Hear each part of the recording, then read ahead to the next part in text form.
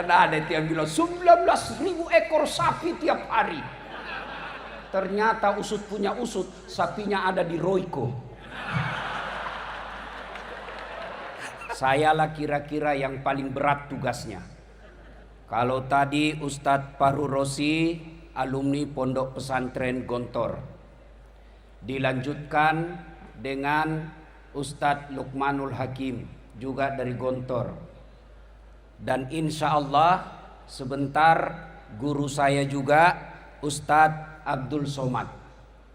Tiga-tiga beliau ini pesantren terkemuka. Saya hanya dosen sospol. Satu-satunya pesantren yang pernah saya alami adalah pesantren kilat. Saya berpikir-pikir, selama ini Pak Kiai, kalau saya diundang ceramah banyak kiai di dalam, saya masih percaya diri. Saya bisa bilang, saya diundang satu-satunya alasan karena sayalah yang paling banyak follower saya di sini. Di sini saya tidak berlaku kalimat itu. Kenapa? Ada guru kita Ustadz Abdul Somad yang lebih banyak lagi followernya dari saya. Maka saya timbang-timbang, kenapa saya diundang? Karena sayalah yang paling lucu dari 4 penceramah ini.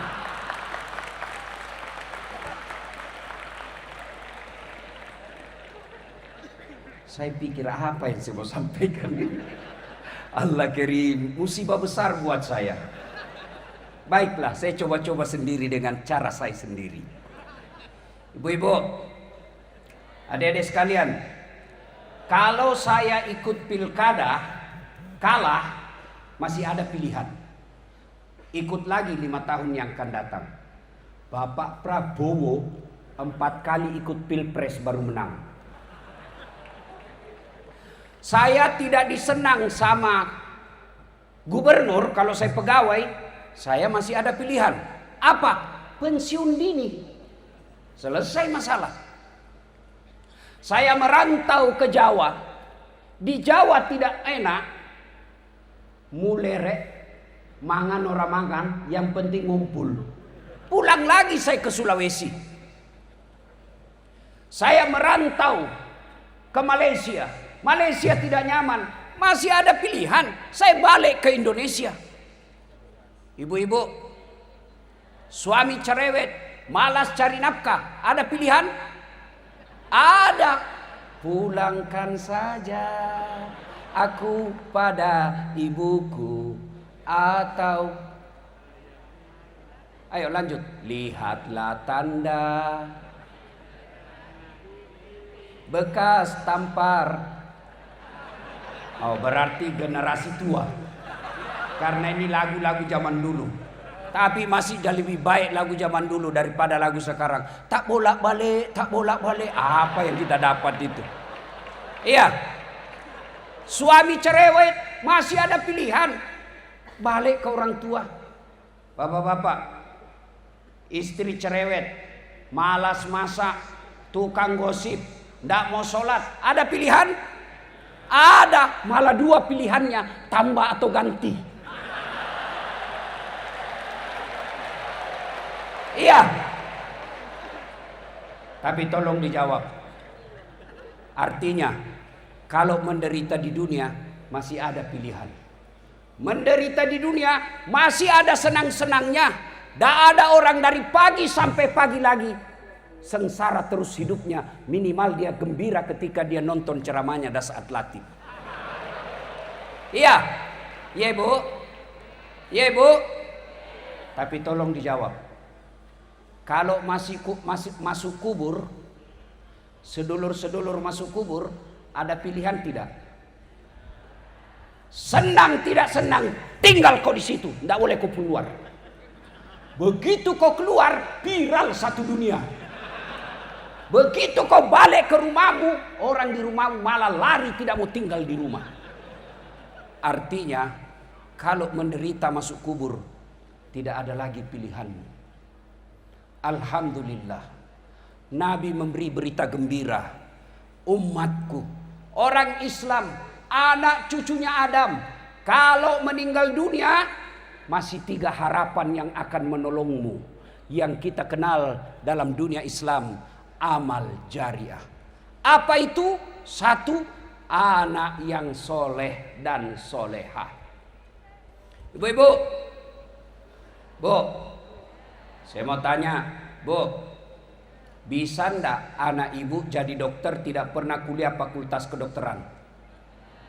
Bisa ndak? Ndak mungkin. Bisa ndak anak bapak punya ijazah? Salah paham lagi nih.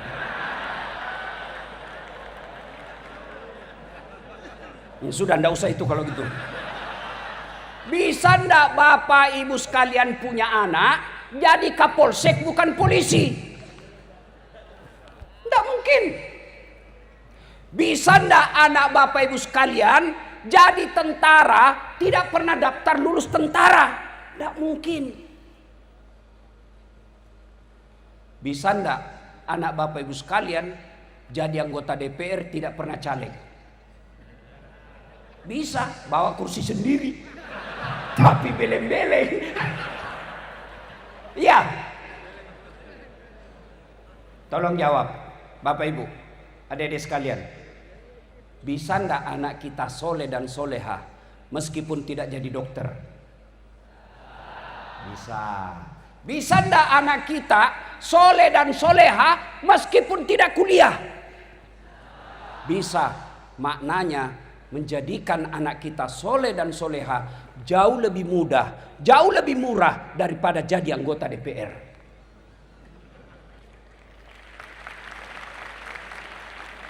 Tapi sayangnya anak-anak kita, ibu-ibu kita lebih bangga kalau anaknya jadi kontraktor daripada jadi ulama.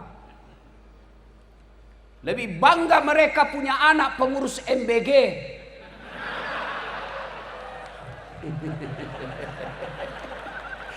Karena ada yang bilang 19.000 ekor sapi tiap hari. Ternyata usut punya usut, sapinya ada di Royco.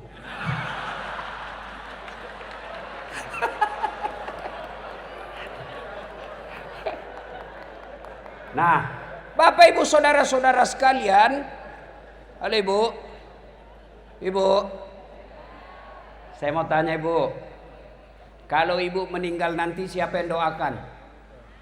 Suami? Jangan harap Ibu kawin lagi.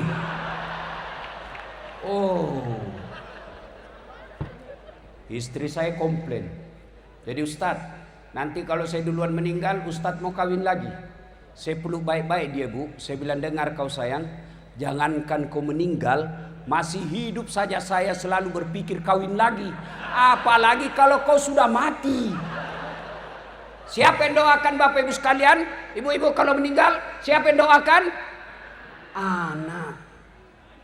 Sedulur-sedulur, kalau bapak-bapak meninggal, siapa yang doakan? Temanmu.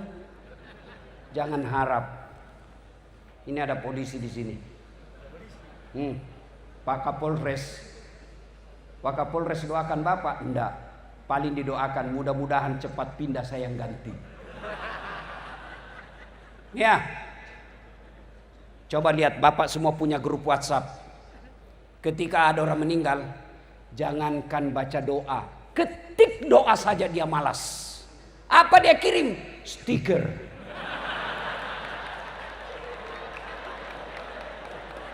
Al-Fatihah. Dia tidak baca itu. Bapak ketawa karena bapak semua pelakunya. Iya. Siapa yang doakan kita? Anak yang soleh dan soleha. Alangkah bahagianya kita. Alangkah bersyukurnya kita. Ketika sudah jasad kita ditanam dalam tanah, anak membangunkan masjid untuk orang tuanya. Ketika kita sudah pensiun, orang tua kita sudah tidak mampu mencari nafkah, anak-anaknya bermusyawarah, 5 anaknya masing-masing musyawarah. Saudara-saudaraku yang kakak berpidato, adik-adik sekalian, bapak sudah pensiun, tidak boleh lagi memikirkan sembako, tidak boleh lagi pikir token listrik. Mulai hari ini 1 anak 2 juta transfer ke orang tua, 5 anaknya 10 juta gaji pensiunnya dari anaknya, halalan thayyiban. Yang banyak kita lihat dimuliakan di media sosial, dihormati di kantor, dicium tangannya anak buahnya, sampai di rumahnya dimaki-maki sama anaknya yang masih SMP. Demi Allah, orang tua seperti itu rugi lahirkan anak. Anak yang soleh dan solehah inilah yang menjadi harapan kita. Dia akan mendoakan. Orang tuanya sudah di alam kubur. Setiap sujudnya dalam sholat 5 waktunya, apa yang diucapkan? Allahumma gfirli wali walidayya warhamhuma kama rabbayani saghira. Itulah anak yang hebat. Tapi lihat anak-anak modern sekarang, makin kaya orang tuanya makin kurang ngajar. Oh, sama cowoknya sopan betul. Iya kak. Sama bapaknya dia sliding tangannya. Baru 2 bulan pacaran sudah panggil papi mami.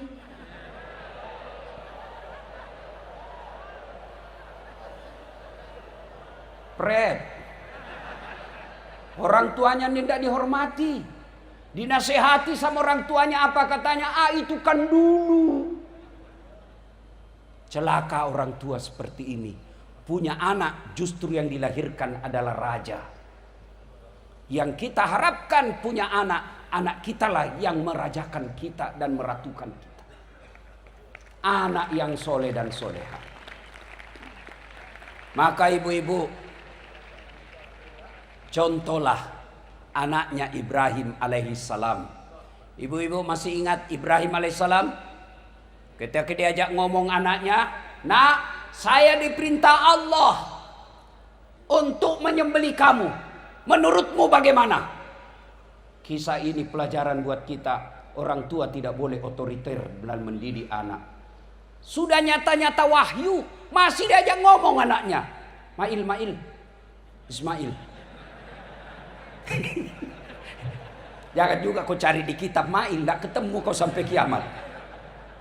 Menurutmu saya diperintah Allah menyembelih kamu. Menurutmu bagaimana? Coba, sudah perintah Allah masih diajak ngomong. Banyak orang tua otoriter.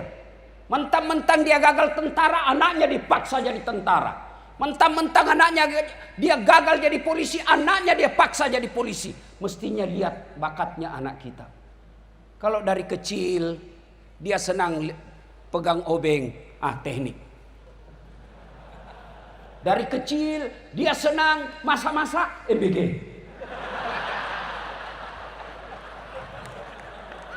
Kenapa? Saya heran, kenapa sensitif sekali nih MBG? Mungkin karena tidak masuk akal ini ya. Iya. Adik-adik sekalian, ketika Ibrahim ajak anaknya ngomong, nak, saya diperintah Allah menyembelih kamu. Menurutmu bagaimana? Kira-kira kalau anak bapak yang milenial atau Gen Z, yang SMP di rumah, nak, saya diperintah Allah potong kamu. Menurutmu bagaimana? Jawabannya, kenapa saya, mak? Kenapa saya, pak? Kakekku aja yang sudah mau mati. Ini jawaban orang pintar tapi tidak soleh. Maka yang kita minta bukan anak pintar tapi anak soleh. Kenapa? Kalau dia soleh insya Allah pintar. Kalau pintar belum tentu soleh. Maka doa Nabi Ibrahim, Allahumma rabbi habli minas solihin. Berikan hamba anak yang soleh.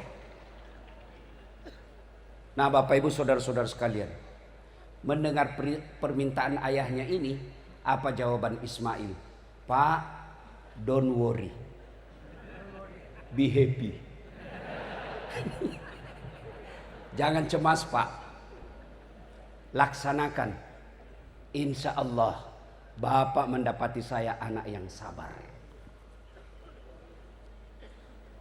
Itulah anak yang kita harapkan. Perintah agama tidak membantah, sami'na wa ata'na.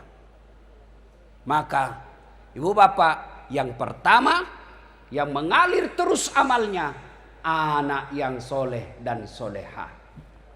Ada yang tanya, Ustadz, bagaimana kami ini ibu yang tidak punya anak? Bagaimana kami ini bapak yang tidak punya anak? Tidak punya harapan dong. Oh, anak yang dimaksud di sini bukan sekedar anak yang dilahirkan dari perut istri kita, tapi anak yang dimaksud di sini Masuk di antaranya anak murid yang kita ajarkan. Ibu-ibu yang tidak punya anak, lihat anak-anak didik di kantor, temui gurunya. Ustadz, ada anak hafal Quran kah di sini?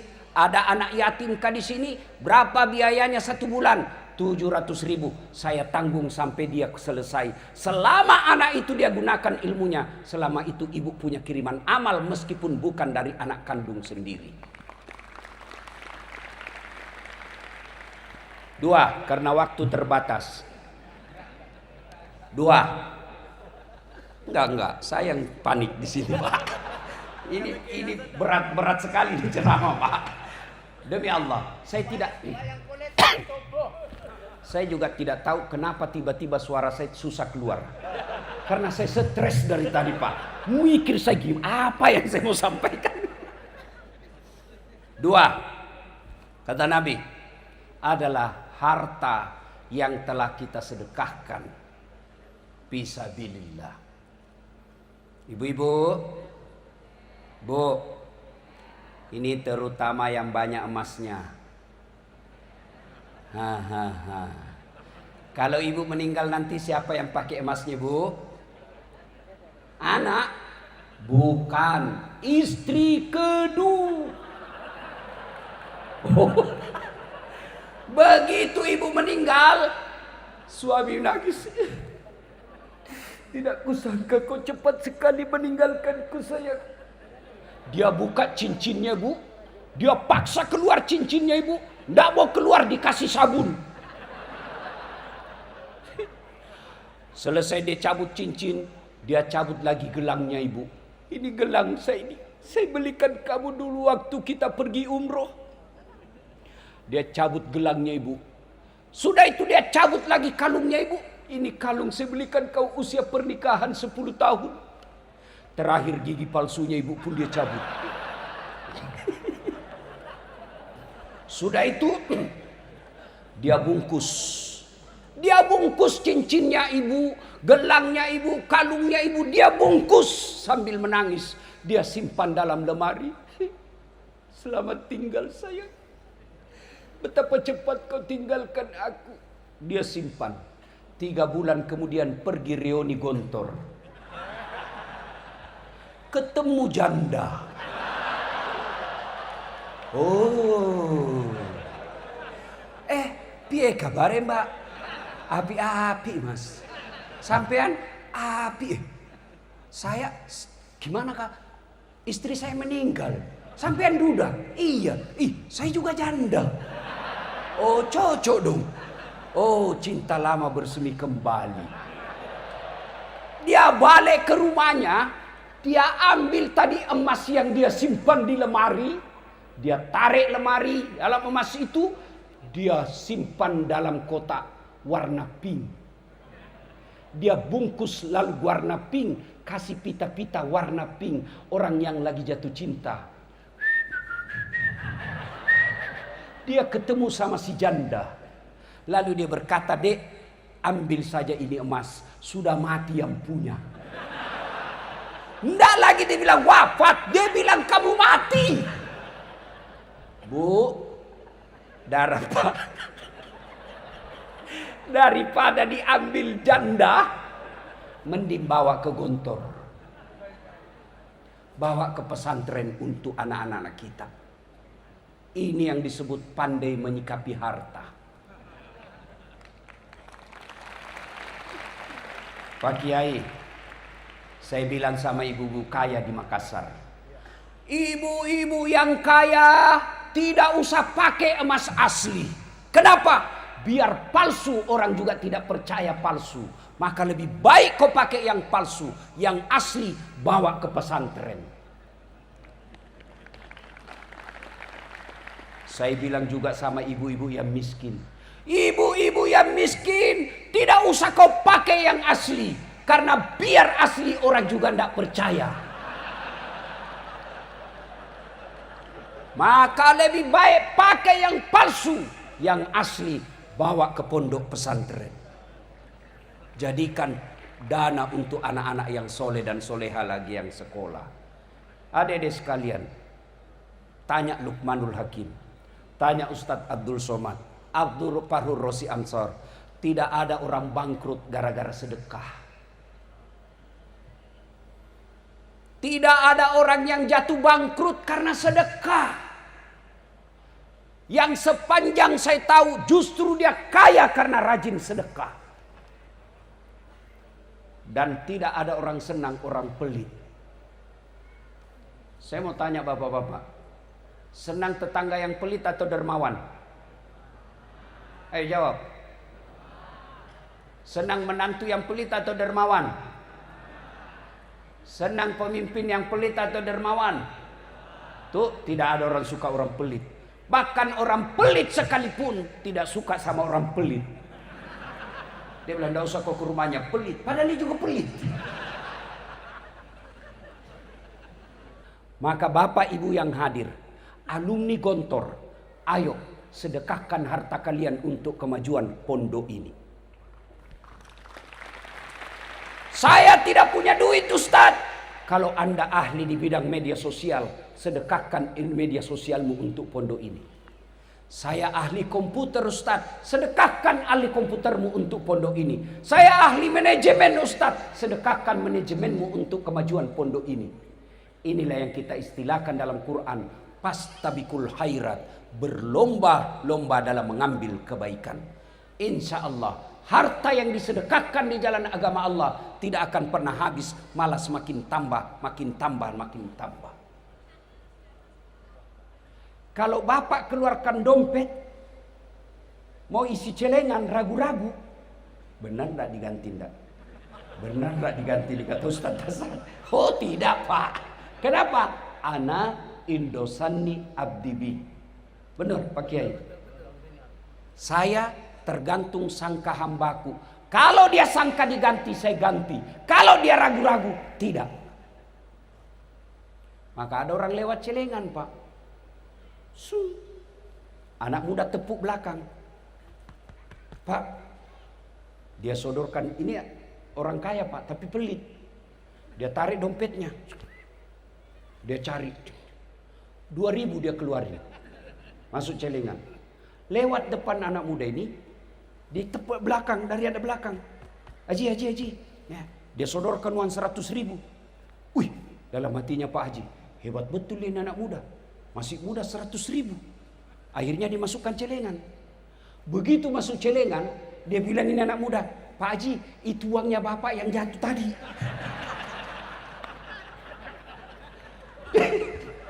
Begitu pelitnya Pak Kiai.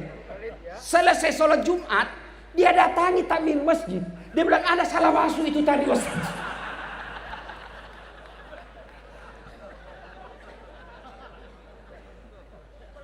Pelit betul. Maka dedek sekalian, bagi manajemen modern Eropa, Amerika, Australia, cendekiawan mereka berkata kalau mau maju ekonomi, kalau mau banyak duitmu, dia pakai manajemen ekonomi modern. Bagi kita pakai manajemen ilahiyah. Apa? Sedekah. Sedekah. Jangan berkata saya masih mondok, tidak mungkin. Sedekahlah, meskipun sedikit. Apa sedekahnya Ustaz? Dilihat pesantren. Oh, sini tidak ada sendal dari tempat wudhu. Ada uang belanja dari ibu. Belikan sendal jepit. Niatkan, ya Allah, tambahkan rezekiku. Saya akan ganti ini. Insya Allah, pondok ini bisa maju kalau kita semua berlomba-lomba dalam mengambil kebaikan. Salah satu di antaranya sedekah sesuai dengan apa yang kita miliki.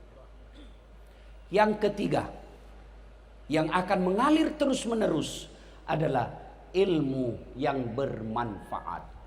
Saya bukan ustadz, ya teruskan ceramahnya ustadz. Kita punya semua grup WhatsApp, tapi sayangnya grup WhatsApp yang banyak kita teruskan, yang kita share beramai-ramai, kadangkala hanya isu-isu politik. Tapi ceramah-ceramah, konten-konten dakwah biasanya kita malas untuk teruskan ke grup WhatsApp lainnya. Bapak terima ceramahnya guru kita Ustadz Abdul Somad. Terima, sebarkan ke orang lain. Kalau 10 grup, satu grup 100 orang, 500 orang. Masa tidak ada yang nyangkut? Ilmu yang bermanfaat. Saya sayang, biasa heran. Cuma yang selalu disebarkan ceramah saya meleset-meleset sedikit. Dilihat dosa, tidak dilihat barang bagus. Itu aja yang banyak disebarkan. Bapak ibu saudara-saudara sekalian, anak yang soleh dan soleha, harta yang telah kita sedekahkan, ilmu yang bermanfaat, alhamdulillah berkumpul di tempat ini. Inilah tempatnya ketiga-tiganya. Anak yang soleh dan soleha, anak pondok kita, anak pesantren kita. Bayangkan 100 tahun, bukan jumlah waktu yang ringkas. 100 tahun kita lihat Pak, banyak perusahaan, banyak organisasi bertahan 100 tahun. Tapi mungkin karena didukung oleh harta yang banyak. Banyak organisasi perusahaan bertahan 100 tahun, mungkin karena didukung oleh oligarki. Tapi pesantren Gontor bisa bertahan 100 tahun. Bukan karena harta, bukan karena kekuasaan, bukan karena oligarki, tapi karena nilai.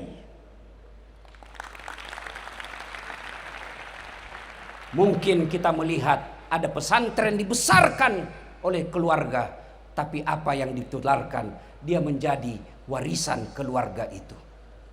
Tapi Darussalam Gontor diwariskan bukan untuk anak cucunya, tapi untuk umat, menjadi badan wakaf. Itu yang menjadi nilai buat kita semua.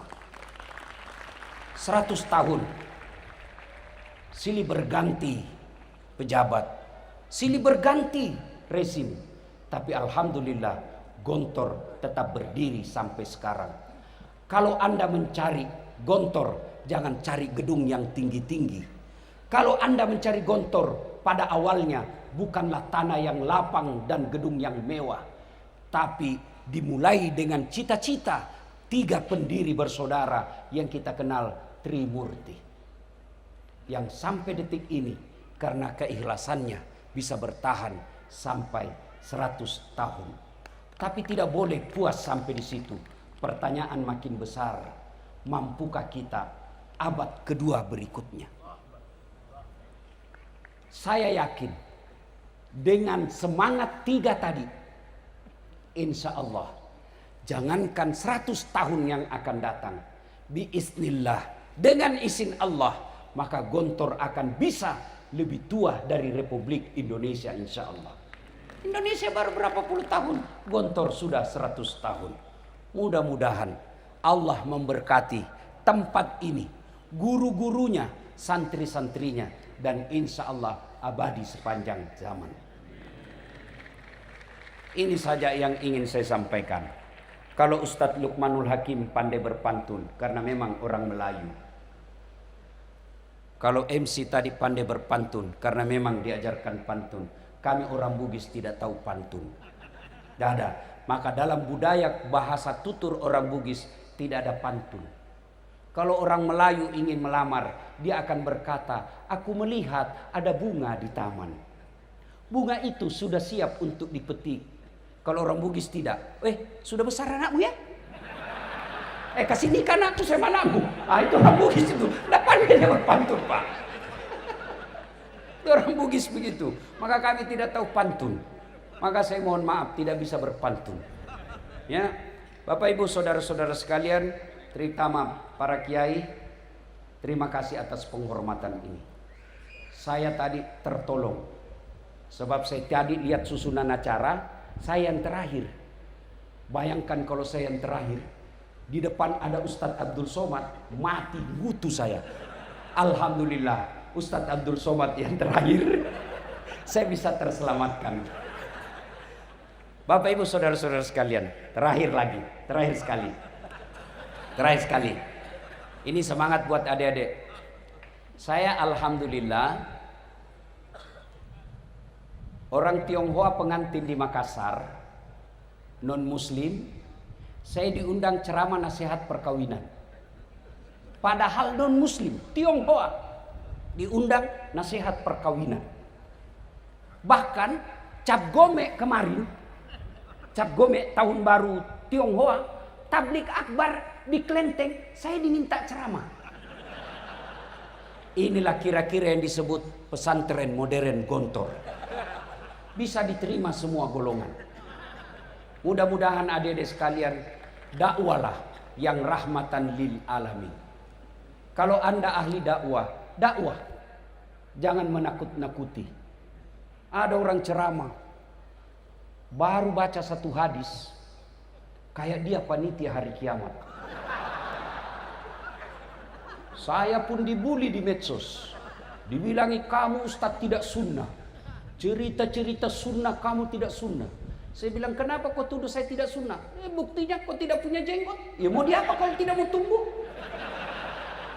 Maka adik-adik pesantren, ayo silakan jadi mubalik yang bisa diterima semua orang. Yang kita kenali dengan ulama modern. Itulah yang diharapkan oleh pidato tadi Pak Kiai Hazan. Apa tadi? Apa yang tidak diajarkan? Apa yang tidak dimiliki? Insya Allah kalau ini kita pegang baik-baik, maka pesantren Gontor akan menjadi pesantren teladan di bumi Nusantara. Demikian, lebih dan kurangnya mohon dimaafkan. Usikum wa nafsi bitaqwallah, fastabiqul khairat. Assalamualaikum warahmatullahi wabarakatuh.